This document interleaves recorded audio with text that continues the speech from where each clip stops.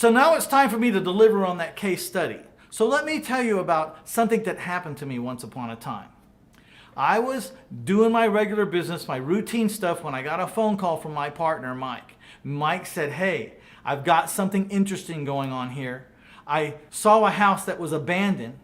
I'm checking it out. I can't find any heirs. The lady that owned it died. She was 93 years old. And I've been talking to the friends and the neighbors in the neighborhood, and everyone says she had no one. She wasn't married. She didn't have kids. There was no one." And it's unanimous, Mitch. All the neighborhood says the same thing. We may have an adverse possession house on our hands.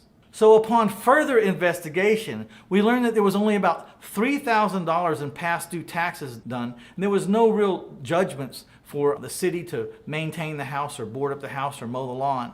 And the house didn't need a tremendous amount of repairs, the best we could tell.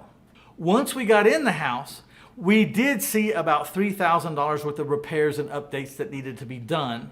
But the biggest problem wasn't the repairs of the back taxes. The biggest problem was the house was full of everything this lady ever owned.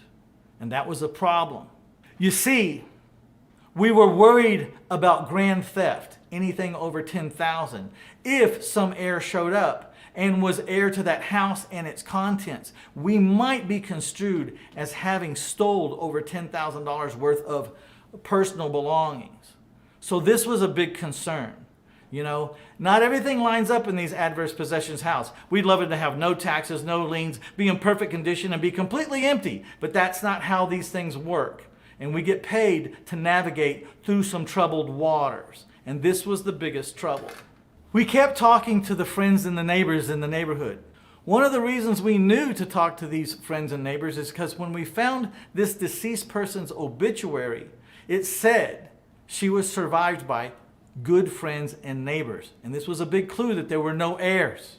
So we're talking to those good friends and neighbors, and we even have our record buttons turned on and our recorders in our phone. We need evidence that there is no heirs, that other people believe there are no heirs. We also needed evidence because we had heard the house had been broken into several times and that the caregivers upon this lady's death ravaged the house for anything of value. And we found that to be pretty much true. There was nothing of real value in the house. It had all been removed by somebody. And it made sense that the caregivers did this.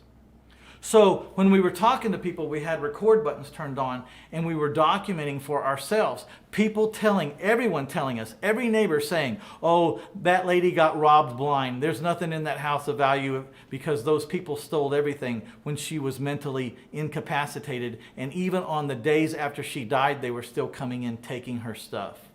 So we had that documented. But that's not enough.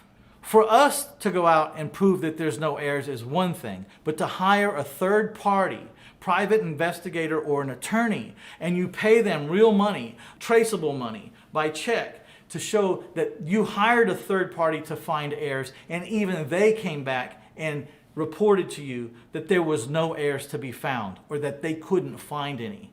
We're all trying to build a case in case we ever have to go in front of a judge. This case has to be highly documented and it has to be done right by the letter of the law.